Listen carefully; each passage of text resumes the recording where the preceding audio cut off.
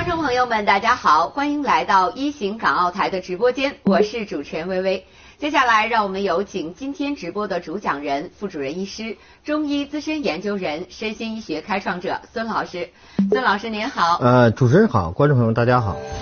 孙鹏，副主任医师，中医资深研究人，国内身心医学开创者及倡导者，台湾宝成集团、香港豫园集团下属多家医院院长及集团健康顾问，曾担任辽宁、北京、广东及东南亚等海外多家医院院长。年少求学时，全国16所医科大学统考2次获得第1名。32岁早早获得副主任医师职称，33岁任市级人民医院院长，被誉为最年轻院长。目前为止，诊治患者近40余万人。欢迎孙老师啊，也欢迎所有咱们直播间的亲爱的家人们啊！看一下啊，绿竹说了，掐着点进来的，1分都不差啊，坐等老师开讲，很准时哈。勿忘心安说，上次啊听课到一半手机没电了，这次呢特意把手机充满电才敢进来，这下就踏实了。孙老师好，薇薇好哈。大家好。欢迎啊。还有平安喜乐说，孙子给我买的新手机看得可清楚了，我已经准备好听课了。平安喜乐好像是我们老朋友哈。对，我经常看着他的名字的啊。是的。还有悠然自得说，孙老师好，我天天看您直播，笔记都快记一本了。特别好。还有悠悠岁月说，孙老师微微好，我来听课啦，欢迎啊。还有笑口常开说，孙老师好，笔记准备好了。现在呢，我觉得咱们直播间家人都已经养成一个习惯了啊，除了说准时准点，甚至提前来报道之外，还会把笔记本都准备好，这是特别好的一个习惯哈。而且我也说了，我们这直播呀，我保证啊，每次啊，会给大家1到2个非常非常重要的健康知识。对，关键点。对，而健康知识的话，如果记在本子上啊，我们拿了以后啊，这个经常很多知识都是能救命的。所以说这个本子大家一定要好好记啊。对，而且要放在一个很重要的位置，随时咱们能看到的啊。好，那接下来咱们先来回答一下问题吧。好的。看今天又有好多的问题发上来了啊。平安是福啊，今天我们的第一位朋友的问题。我今年64岁，糖尿病10多年了，最离不开的就是胰岛素。像上次呀，我因为着急送孙子去上学忘了打，直接酮症酸中毒被送进了医院，真的太可怕了。哎呀，这很短哈。但是这就是一个可怕。但是这位平安是福啊，这样的哈，我跟你说一件事儿，因为你这个就是告诉我你酮症酸中毒了，具体你血糖是多少？你平时的话，血糖控制达标没达标？送孙子上学这一路啊，累不累？这都涉及到啊，原因就是引起酮症酸中毒的病因。是，没有血糖这个是对，但是你这里最大的问题是什么？就是你对糖尿病的一个恐怖。那所有的朋友，我们屏幕前的朋友，我跟大家说，就是糖尿病和高血压呀，这2个病，包括高血脂症，这个我们叫什么3高症。对。那我3高症可能高血脂啊，我们稍微来还不是那么特别害怕。这个糖尿病、高血压我们是最害怕的。最害怕的。但是我想问大家，糖尿病、高血压是终生性疾病吗？这说是终生性疾病啊，这要伴随一辈子吃一辈子药呢。我就说了，知识啊永远是在更新的过程中的。我跟大家说，在最新的欧美，包括我们国家现在也开始改了，就是糖尿病的治疗指南中明确指出，糖尿病是可以逆转的。糖尿病可以逆转。这个以后有时间呢，我还真得告诉大家，糖尿病哪些可以逆转，怎么来逆转。这个不是过去说的打点什么药，说祖传秘方，你吃了它你就不用打胰岛素了，你不用降糖药了，就叫逆转了。我说的是有充足的临床证据，而且它是有具体方法的一个糖尿病逆转的一个记录哈，一个最新的一个治疗指南。那这个是个好消息啊！咱们屏幕前糖尿病的朋友听到了会特别开心的，可以逆转了。对，而且我跟大家说的第2件事情是什么？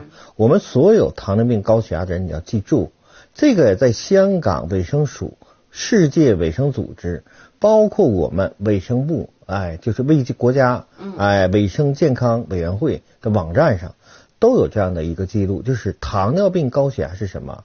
是一个可以控制而且不影响寿命和健康的疾病。真的啊，可以控制并且不影响健康的疾病。就首先你有这个病，你得想办法去控制它，你不能放任不管它。对，而且你必须得正确的控制，你不能乱控制，对不对？但是如果你做到了，可以怎么样？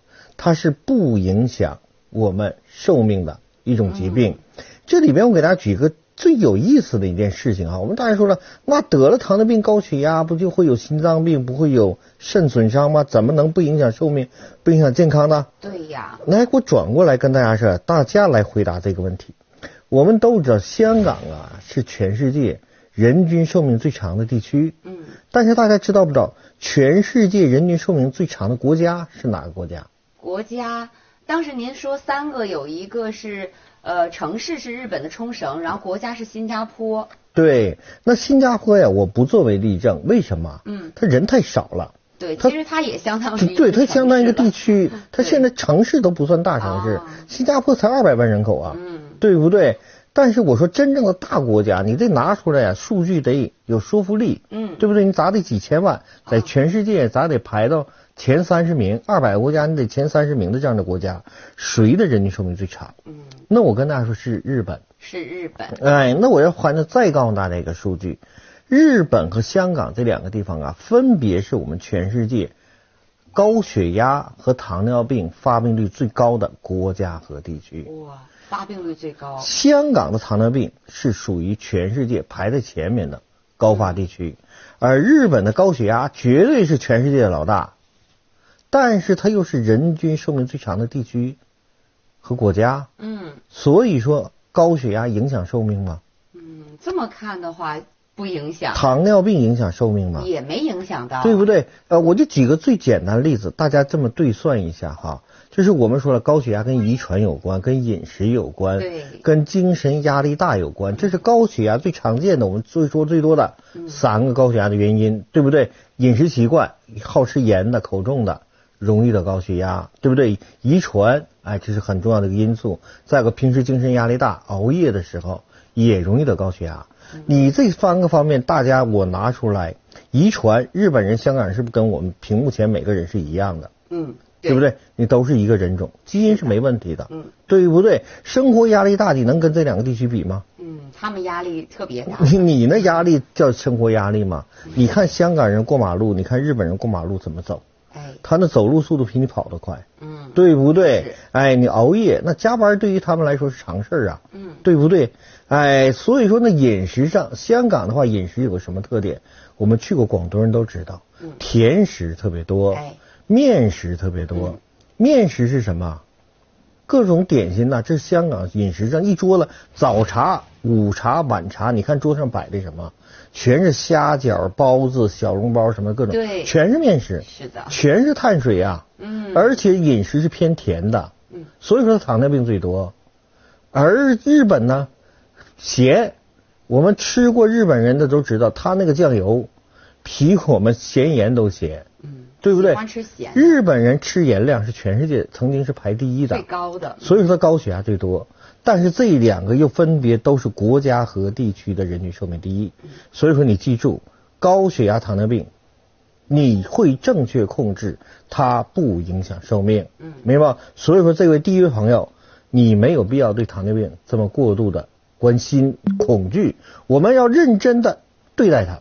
他身上已经得糖尿病了，我们要接受这事实，但是完全没有必要这么怕他，这么紧张。你关键是什么？大家记住，你要学会正确的认识这些疾病，对不对？所以说呀，关于糖尿病、高血压、3高症，包括这个很多就是痛风了、脂肪肝了，很多这类疾病哈，这个医学叫什么？叫代谢综合症，这是一个非常大的问题。我今天呢这段时间呢，我在节目中会重点的给大家介绍，因为这段时间我们主要涉及到动脉硬化的问题，对，而动脉硬化我说过，它有300多种病因，这300多种病因中啊，代谢综合症占60%到70%，也就是你解决了代谢综合症，就等于70%的动脉硬化的病因就解决掉了，解决了。哎，所以说这个确实啊，这段时间我给大家好好讲一讲，你每天真得拿好本在这听，涉及到带回综合症它怎么来的，你要怎么做才能防止它进一步发展啊？那太好了，那这是很关键的，大家一定要好好的记录下来哈。这段时间一定要关注我们的节目。谢谢孙老师，这位平安是福啊，您的问题孙老师也给您分析了。其实重要的是没有具体您的这个指标，但没有必要这么害怕也不需要这么担心哈。对。好，那接下来咱们再来看一下下一位朋友的问题啊。这位朋友叫淳朴人啊，孙老师您好，我是辽宁沈阳人，我今年66岁，女同志。我现在呀，感觉这身子是一天不如一天。我有高血压、高血脂10年了，前2年呢还得过脑血栓，打那以后啊就没断过药。现在天天吃的降压药、降脂药、缬沙坦、阿托伐他汀，还有氯吡格雷，我天天把药和那些保健品都揣在身上，放在桌前，就怕漏吃一顿。吃药比吃饭都及时，都上心。这药啊规规矩矩的吃了2年多，从来不敢马虎，可血压、血脂还是忽高忽低，跟过山车似的，一直稳不下来。平时呢还总头晕头胀，后脑勺发紧，有时候一站起来呀，眼前发黑，心慌胸闷，浑身没劲儿，去买个菜都觉得累，走路2腿发软，干点轻活就累得喘不上来气儿，晚上睡觉也睡不踏实，总醒，一醒就心慌的厉害。上周呢，我们1单元的老张头啊，就是脑梗2犯，人是抢救过来了，但是现在不能动了，全靠人伺候。我这孤寡老太太身边也没个人啊，现在我连出门捡瓶子纸盒都不敢，就怕自己突然晕倒出事儿，连个喊人的都没有，天天提心吊胆的。孙老师啊，求求您看看我该怎么办呀？这位朋友啊，你首先第一个我跟你说，跟刚才的朋友很像的，你也过度焦虑了。是的，很担心，对不对？实际你的问题一点也不大，年龄也不大，病也不大，高血压、高血脂怎么就控制不住？我就说了，我几万、10几万患者，没有一个血压控制不住的。是你控制不住血压，肯定是什么？要不然你的降压药用的有问题，要不然你就是有心理问题。你测血压太紧张，你肯定血压会不稳定的。你照着这个不稳定血压测，这个病是治不好的。是我这里面直接听出来，你说你几年前得过脑血栓，对，我都怀疑你这个脑血栓是不是真的存在？你是不是把腔梗当成脑血栓了？腔梗跟脑血栓是完全不同的2种病啊。脑血栓它是动脉硬化、粥样硬化发展来的，腔梗是动脉硬化发展来的。大家记住，一个叫动脉粥样硬化，一个叫动脉硬化。你别看就差的粥样2个字儿，这就天差之别的。腔梗到了一定年龄啊，谁都会有。但脑梗、脑血栓这完全是另外一回事儿。腔梗永远不会让你半身不遂的。但脑梗、脑血栓一般的情况下都会半身不遂的，所以说你现在能捡瓶子，还能捡这个捡那个，这应该是不像是个脑血栓的后遗症啊。而且大家记住，脑中风啊是3种病的统称。脑中风包括3种病，一种啊叫我们叫脑栓塞，一种呢叫脑血栓，一种叫脑出血。3种病啊，它是有年龄区分的。脑出血一般都是比较年轻的人容易，脑栓塞呀也是年轻人，一般的脑出血都是多大岁数呢？50、60岁人比较多，脑栓塞呢40、50岁的人比较多，而脑血栓都是高龄，70岁以后的人才最高发。所以说的话，你的年龄按几年前你属于年轻人呐。你说你的年龄不是得脑血栓的年龄，你的症状也不是得脑血栓的症状，你说的药也不是治脑血栓的药，所以说我说你是不是拿腔梗当脑血栓来治？所以说那你所有的症状，当你说的所有的症状跟你实际说的病是对不上的，但是你说的头晕脑胀了，天天提心吊胆了，心慌了，你用一个病就可以完全来解释啊，这是什么？这不是焦虑症吗？对不对？所以说我觉得你更主要的是心理问题。那我们过度害怕担心自己心梗脑梗，天天保健品药吃了一大堆，我说过度担心的原因是什么？我这些年碰着很多朋友是这样的，大家记住，你想不担心这件事情我不怕它，3个条件你必须得满足。都什么条件？第一个，你了解它。你有多大本事我知道我怎么躲着你，对不对？第二个，你能降服他，对不对？我就不需要怕他，了解他，能降服他。第三个是什么？就是你知道你现在和他之间的关系很明确，我身上到底有没有这个病，对不对？所以说你要认识到高血压，你要知道脑血栓，你知道怎么样应对高血压、脑血栓，你还有什么可担心的？那问题现在从你这个问题中，包括我们屏幕前很多人我都说了，我能明确看出来，第一个，你根本不了解脑血栓，你根本不了解高血压，所以说你才怕高血压，明白吧？而且你都不知道，甚至我都说了，你都不知道你真正的是什么病，它跟你有什么关系，你都不知道啊。所以说这样的提问呢，我只能告诉你，你肯定有焦虑的问题，其他的问题呀，咱还真是很难鉴别了。这个不是我难了，是你给我的资料，你看看，你说高血压、高血脂，你血压也不告诉我，血脂也不告诉我。你说脑血栓症状是什么？是不是脑血栓的症状？哎，脑血栓的症状是什么？是发展的非常慢，早上起来半身呢没劲儿，中午的时候拿筷子往下掉，到晚上胳膊抬不起来了。这叫脑血栓。它是有一个发展过程，大概半天左右。半天算快的，有的时候啊都几天才发展。几天才发展。哎，那脑栓塞的特点什么？就是非常快。它很快。打麻将突然间半身不能动了，走路咣当家倒那儿半身不能动了，这叫脑栓塞。这个很快。脑栓塞是按秒计，脑血栓是按天计，脑出血是在按分钟计。明白吧？这些资料啊一定要提供清楚，我才能帮助你。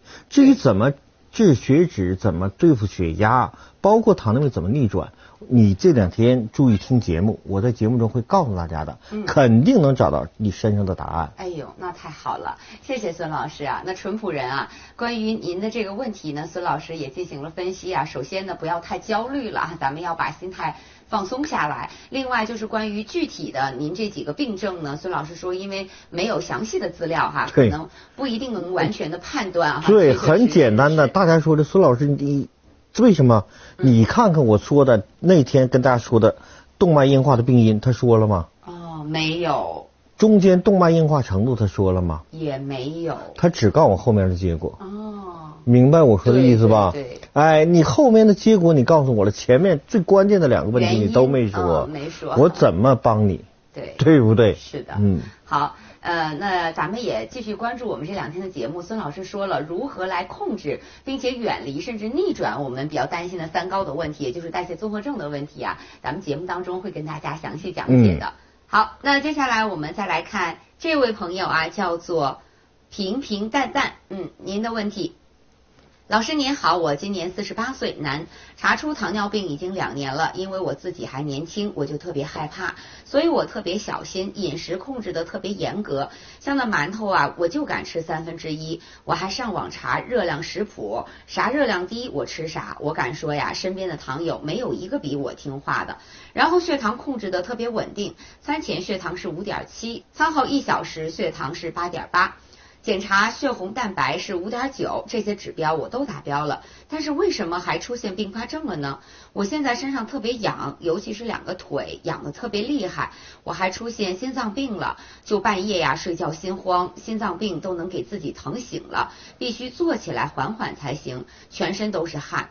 孙老师啊，我这到底是怎么回事啊？我该怎么办呢？我现在打着胰岛素，吃着2甲双胍，您快帮帮我吧。我真得帮你。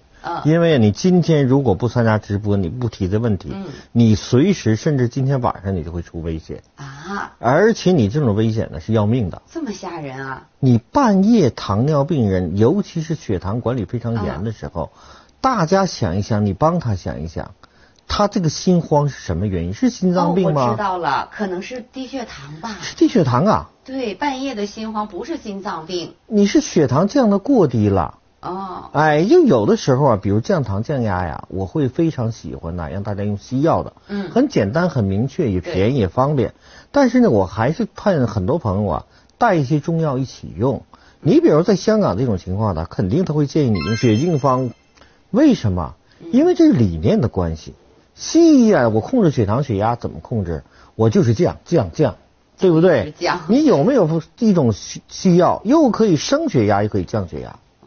肯定没有。对，这跟西医的理念是完全不符的。是的，肯定不会有一种药啊，又可以升血糖，又可以降血糖的。没有。但是我们知道，血压高了不行，低了更不行，对不对？高血压那叫高血压病，低血压叫休克。对不对？哎，那高血糖我们知道不行，但是大家记住，高血糖如果引起浑身痒这种并发症，叫末梢神经病变，最少得10年的时间。哦呦！但是你如果低血糖引起的各种并发症，比如像你这种心脏病，它是随时随地1-2分钟就可以要你的命的。高血糖得1-2年、10年、20年才能要你的命。我再说一遍。高血糖得1-2年，甚至10年、20年才能要你的命。低血糖1分钟、2分钟就可以要你的命。对，这个太危险了，对不对？所以说的话，高低你必须要找一个平衡点。但西药永远不会帮你找到这个平衡点，这个时候才是什么？中药的特色。因为中医什么叫中啊？就是不偏不倚嘛，不阴不阳嘛，不高不低嘛。对不对？所以说，为什么在香港所有的初治糖尿病的高血压的人，他医生一定要建议你用上血净方，就是在做这个准备，让你身体能自己达到一个糖和高血压的一个平衡状态，防止过高，也防止过低。那这位朋友啊，你上网查，我就说了，现在呀，糖尿病、高血压这个乱七八糟的知识啊，太多了。你只查什么东西含糖量高、含热量高，你怎么不查一查我们国家卫健委、世界卫生组织对糖尿病人每天营养来源中各种营养的组成呢？这不更重要吗？对。什么意思？就是你查的都是大米中糖有多少，土豆中糖有多少，我挑糖少的吃。你怎么不查一查糖尿病人每天该吃多少糖呢？是。大家说糖尿病人还能吃糖吗？不光是要吃糖，我告诉大家，我们国家也就是针对全世界统一的黄种人，你是黄种人吗？对不对？黄种人糖尿病病人，他每日的饮食中，每天的营养来源中，你所有的营养成分中，糖要占多大的比例？50%到65%。一定要吃的，因为它是最重要的一个营养成分。我再说一遍，这个比例是50%到65%。哇，一半以上。一半到2/3。对。你身体所有的营养，要有一半到2/3是来源于谁呀？糖，剩下的才是蛋白粉、氨基酸呐，才是各种微量元素呢。你一天吃1斤的东西，营养。最少要有半斤是来自于什么？就是碳水化合物。对，也就是我们所说的糖啊。碳水化合物在黄种人的饮食中是什么？粮是五谷杂粮啊，人是铁，饭是钢，一顿不吃饿得慌。所说的饭就是糖。所以说你严格控制饮食会造成什么？营养缺乏。而营养缺乏就会让你全身发痒，就会让你低血糖，你是自己根本不认识糖尿病，治疗方式完全错误。我从来不说糖尿病人不能吃糖，我更不会说糖尿病人呐，吃的越少越好。糖尿病人呢是富贵病，你见过富贵病的人天天饿吗？你见过富贵病的人消瘦吗？没有。你见过富贵病的人免疫力低下吗？你见过富贵病的人脑子不好使冒虚汗吗？那这些都是什么？这不都是糖尿病的症状吗？对。这些哪一个是营养过剩的表现？富贵病的表现？这些不都是饿吃不饱的表现吗？对不对？是。所以说你的病根儿你都认识错了。我刚才说了，你不怕他才怪呢，他不要你命才怪呢。调过来完全反了。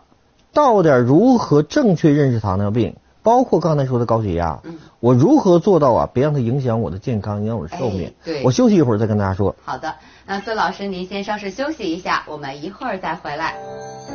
血管有多长寿，你就有多长寿，因为人体的健康与寿命根本上取决于遍布全身的血管网络，血液在其中奔流，如同大地上的江河，滋养着每一个器官，每一寸机体，它的寿命就是你的寿命。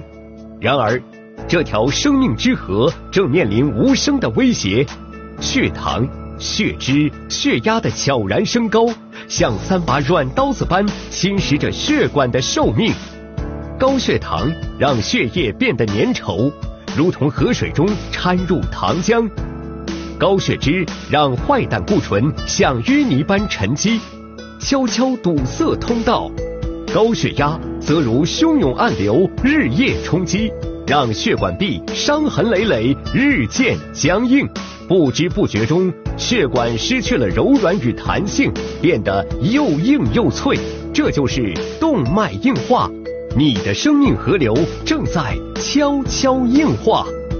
当血管变硬，灾难是系统性的，心会因缺血而绞痛，脑会因堵栓而中风，眼底模糊，肾脏衰竭，心梗、脑梗等致命危机往往在此埋下伏笔。这不是遥远的警示，而是每时每刻都可能发生的生命现实。那么我们该如何轻松做到远离3高，延长血管寿命呢？孙鹏老师一行港澳台正在播出，敬请收看。好，欢迎回到我们的直播间啊。那上一节当中呢，孙老师也回答了大家的几个问题哈，同时提出了这个代谢综合症的这个概念哈，也就是我们心目当中的这3高症哈，其实呢是可以得到控制的哈。那具体应该怎么做才可以控制呢？讲到这个之前呢，我们讲3高的时候，上一节我说了，3高叫什么？3高是代谢综合症。对。这个病的名字它是一个病，叫代谢综合症。代谢综合症。但是我们屏幕前大家知道不知道什么是代谢综合症？什么是代谢综合症？我问大家一个问题：痛风是不是代谢综合症？如果你说大家回复一下，告诉我一下，我看大家对代谢综合症的了解，痛风是不是代谢综合症？好，痛风是不是代谢综合症？健康说是，花开花落说是。对。这个还可以，我比较放心。对，因为它也是属于代谢的一种哈。这个一会儿我说哈，我先跟大家说这件事儿，就是代谢综合症的重要性。第一点我说了，动脉硬化的病因中，代谢综合症占多少？70%。哇，这么多的。也就是说，你解决了代谢综合症，你就可以减少70%的心梗中风啊，对不对？对。但是你不解决代谢综合症呢？那就是你最多能解决30%的问题。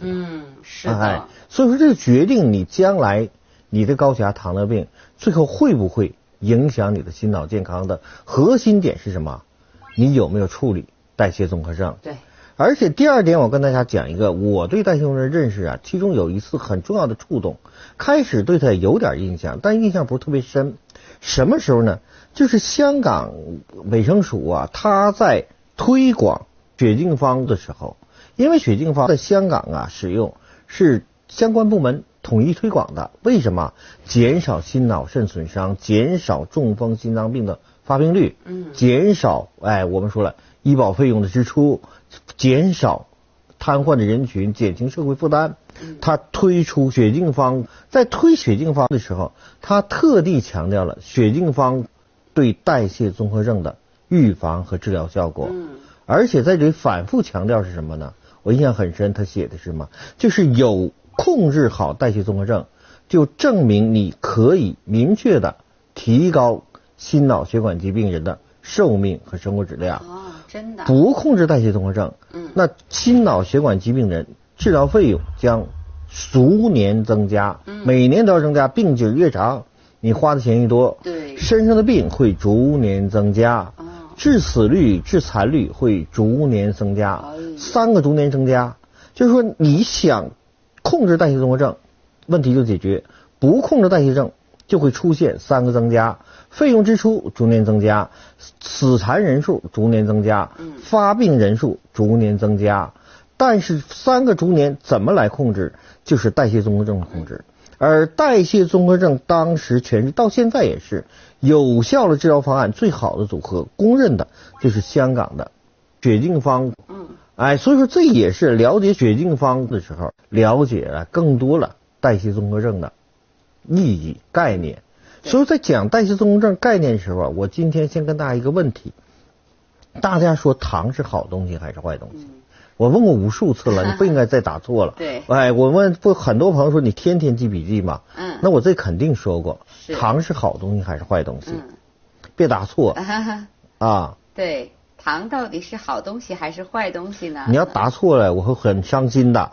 哎。马到成功说好东西，对，开心每一天说好东西，很好，我很高兴。健康也是，花海都回答正确了。好东西，糖啊，在我们所有的营养成分中，它的地位是极高的，非常高。高到什么程度？就是我们人的营养有各种维生素、各种微量元素、氧气、脂肪、蛋白质、氨基酸，对不对？哎，锌、硒、钙、铁，这都叫营养成分。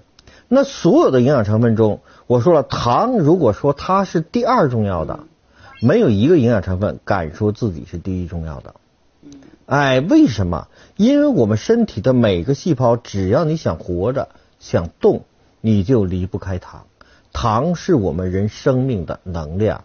什么意思？一个人是一辆车，你每个细胞是一辆车的话，糖就是汽油，明白吧？所以说糖是好东西。那我问大家，盐是不是好东西啊？盐不是吧？大家看过电影《闪闪的红星》吧？潘冬子下山干什么去了？送盐。送盐呐。对。对不对？哎，红军被围在山上，国民党兵把山围得水泄不通。哎，我不用是山上有水，南方的山水是足够的，吃的东西也哪儿都有。但是为什么人有把握说你红军肯定投降？你山上没盐。那盐也潘冬子往上送盐，我们人是离不开盐的。离不开盐。你不吃盐，你身上没劲儿啊。实际我告诉大家，不吃盐的话，我们会休克，心脏也会不跳的。盐也是好东西。哎，那我们刚才说的尿酸是什么？大家知道不知道？就是痛风那个罪魁祸首。尿酸。尿酸。我们基因的载体。对。离开了吗？离不开。你每个细胞必须有基因呐。对不对？是基因在我们身体中代谢产物是什么？尿酸。那同样的，肌酐是谁的代谢产物？就是尿素氮、肌酐一高了，就说是有所辣的苏老师啊，或救救我吧，我要尿毒症了。那个肌酐。肌酐是氨基酸蛋白质的代谢产物。所以说你会发现什么？我们天天提心吊胆这些高的东西，都也是我们身体中最重要的代谢产物和代谢原料，明白不？哎，盐多了会造成什么？高血压呀。糖多了呢？糖尿病。糖尿病是。油多了呢？高血脂。油是不是好东西？也是。那当然是了。那大家说了，我说这个油是不是好东西？我们最有意思的，我跟大家说，咱呢糜烂性胃炎，我会说天天呢都以形补形。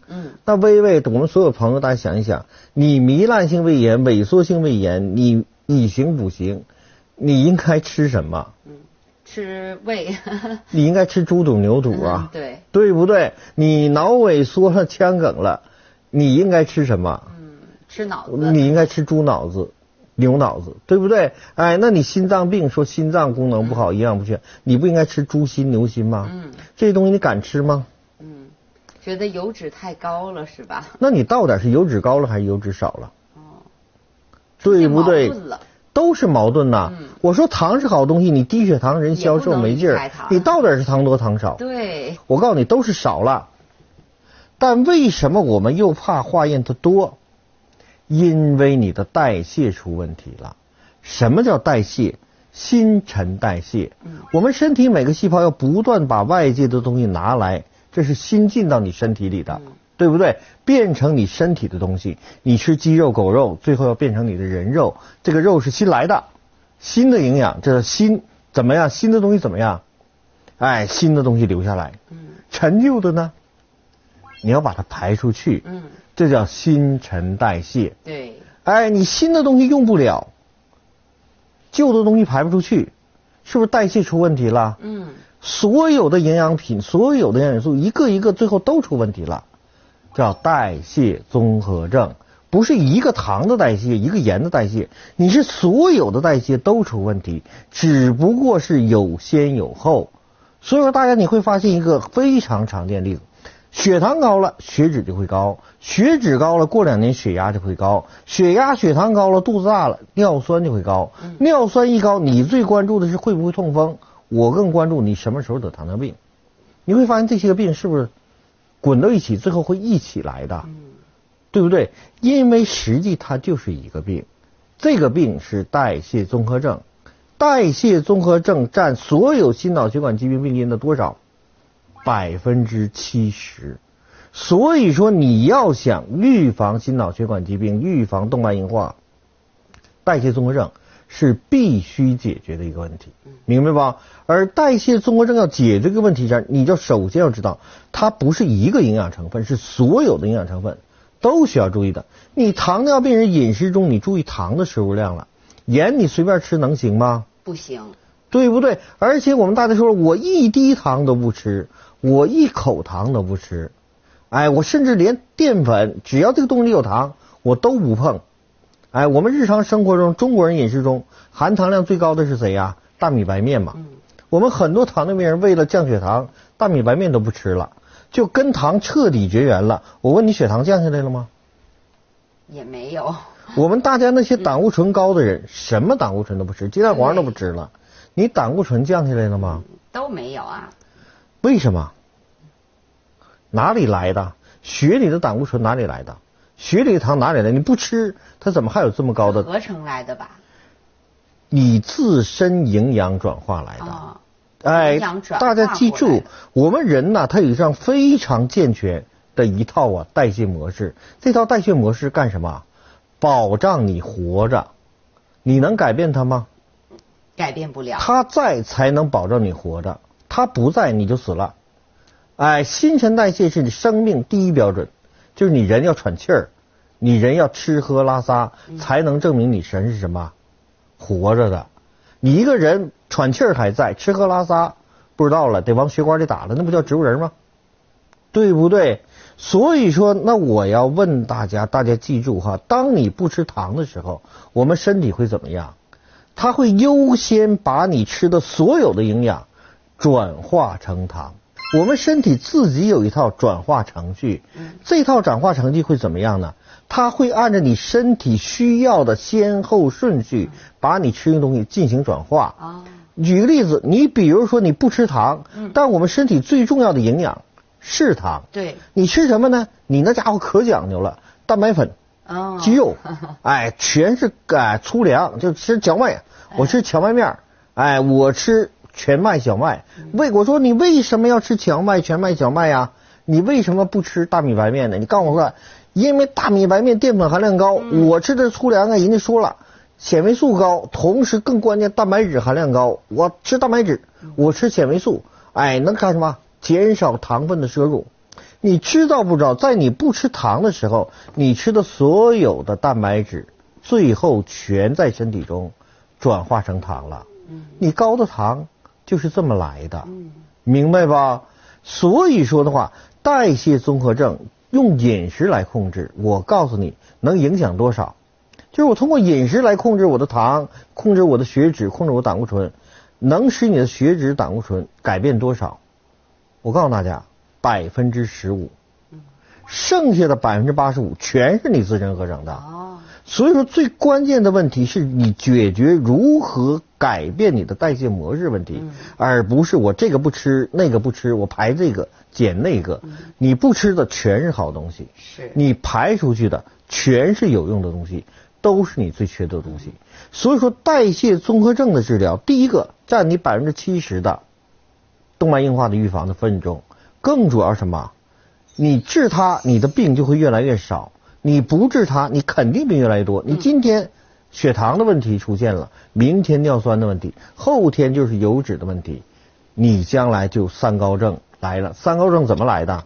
就是这么来的。明白了，原来三高症是这么来的。对，所以说呀，就是香港在当时组建血净方的时候，就把这个药的合格产品计划，就是在做这个方案的时候，就把代谢综合症作为这个药最后投入使用市场认证的第一标准，就是你一定要吃上，把我所有香港居民的代谢综合症的问题解决掉，才允许你这个药上市。哦，其实这个血净方它就是针对代谢综合症啊来进行一个全面的净化的功能。只是血净方重要功能的一部分。只是它这个药的方子组成是非常有意思的。我就说了，基本上可以说把那300个变成300个病因，变成动脉硬化所有的核心点，在这个方子中都给你预防了。好，真的是非常好哈。那接下来我们再来看一位朋友的问题哈。好，我们稍等一下，这个节俭与美德说吃核桃，我提醒你，核桃是能榨油的啊。好。接下来我们看一下美梦成真的问题啊，老师您好，我看您直播里提到香港药血净方，我一看和我用的是一样的。这药呢是我儿子儿媳妇从香港给我买的。我今年56岁，女，有高血脂3年多了，还有心肌缺血，心脏呢老不得劲儿，睡觉还打呼噜，比老爷们儿声音都大。打我查出来血脂高呢，我就一直吃降脂药，可吃1个月去查肝功，指标蹭蹭的往上涨，药的副作用太大了，治好这个坏那个。那阵子呀，成天是困得不行，看电视啊坐着就睡着了，迷迷糊糊的还啥都清楚，一会儿一打盹儿，昏头胀脑的，心脏更难受，胸口闷得慌，发紧，还时不时的疼一下，心慌，上不来气儿，就跟堵块大石头似的，老遭罪了，连孙子都带不了。后来呢，儿媳妇儿她开药房的朋友啊，就推荐血净方，吃上1个星期左右呢，脑袋清醒多了，头不沉不晕了，胸口也敞亮很多。等吃到3个月左右再去检查，血脂啊全下来了。半年前的化验单显示胆固醇6.15，低密度脂蛋白4.2，甘油三酯2.4，样样都高。这回呢，胆固醇5.1，低密度脂蛋白3.2，甘油三酯1.6，样样都正常了，而且检查肝功的指标也是正常的。现在我降脂药也不吃了，就吃血净方，人有精神头了。更重要的是，以后不用担心被心脑血管问题缠上了。这个大家一看哈，你正关注的是数字。那我说了，对于血净方啊，数字的控制啊，这个是没有问题的指标是肯定没问题了。但我更关注的是什么？是你的症状。还是我说了，血净方啊非常有意思，这个方啊是个古方加了现代的医学加工技术，而且还有呢最新的关于代谢综合症、关于动脉硬化、血管软化的所有的新的生物制剂筛选出来放到里边。也就是什么，在一个老药老瓶里装的老酒里边，又给你添了最新的什么科研成果，把它包装起来，这是血净方的特点。所以说你啊，在整个这个叙述中啊，你自己肯定也知道，你现在打呼噜也肯定轻多了。你知道为什么吗？因为你的打呼噜啊，很有可能是肥胖造成的。而肥胖也是代谢综合症啊。是的，对不对？肥胖是代谢综合症，大家记住，代谢综合症啊，我们所有人对应一下，自己看是不是代谢综合症。它不是3高，它是6高。哪6高啊？就是血压、血糖、血脂，这我们都知道。再加上很重要的尿酸，就是痛风，还有一个是谁呀？肥胖、腰围。第6个脂肪肝。这6项中只要有2项，你就可以确诊代谢综合症了。而且要提醒大家一定要重视代谢综合症，因为你看这6个病有什么特点？一个是相伴而行，再有一个共同的终点都是心脑肾损伤，他们就像是孪生的一样。对，所以一定要注意哈。好，非常感谢孙老师呢，这位美梦成真啊，关于您的问题呢，孙老师已经给出了指导和建议啊，希望您可以记好了。那么非常感谢孙老师精彩的讲解啊！今天呢，孙老师跟大家讲到，其实我们要正确认识3高症啊，它是属于代谢综合症，那并且代谢综合症的概念大家也了解到了哈，都包括什么？其实您说到哈，不管是高血压也好，高血糖也好啊，它们其实是可以不影响我们寿命的一种疾病啊。对。那我们应该如何控制呢？甚至说现在它已经可以逆转了哈。那孙老师说了，不要一味的说啊什么都不吃，这样没有营养，而是要有选择性的来改变我们的代谢模式。同时也提到了这个血净方属于中西医结合哈，对于我们的代谢综合症啊是有非常好的效果的。